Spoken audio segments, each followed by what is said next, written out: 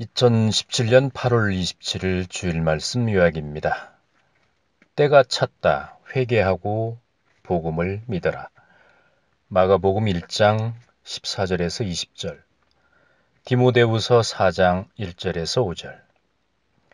베드로와 안드레, 야고보와 요한, 이들은 때가 찼다는 사실을 알았습니다. 고로 회개하고 복음을 믿었습니다.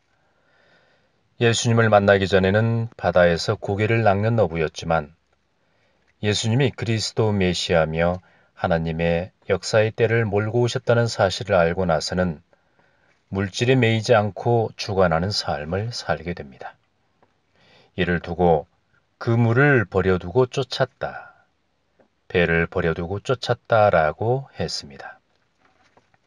자연의 섭리를 사람이 바꿀 수 없습니다. 즉, 계절에 맞게끔 살아가야지 사람이 계절이 몰고 올 수는 없는 것입니다. 이처럼 역사의 때, 섭리의 때 또한 마찬가지입니다. 하나님이 때를 정하셔서 역사를 감행하십니다. 마치 과일이 무럭무럭 자라서 익는 때가 있는 것처럼 역사 또한 때가 있습니다. 섭리의 때란 부분적인 말씀이 선포되는 때가 아니라 완전한 말씀이 선포되는 때입니다. 구약 선지자의 시대가 아니라 그리스도 메시아로 인한 범인류적인 역사가 시작되었습니다. 이스라엘 민족만을 구원하는 역사가 아니라 인류를 구원하는 역사가 시작되었습니다. 예수님은 하나님께서 정해놓으신 때에 맞게끔 이 땅에 태어나셔서 하나님의 역사를 증거하신 분입니다. 섭리의 때가 도래하면 개개인의 때가 있습니다.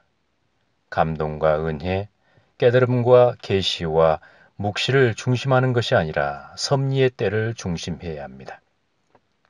그래서 개인이 생각하는 때를 얻든지 못 얻든지 항상 힘쓰는 삶을 살아야 합니다. 범사에 오래 참을 줄도 알아야 하며 깊은 가르침으로 사람들이 정신을 차릴 수 있도록 꾸짖기도 하고 경계하며 올바른 길로 사람들을 인도해야 합니다.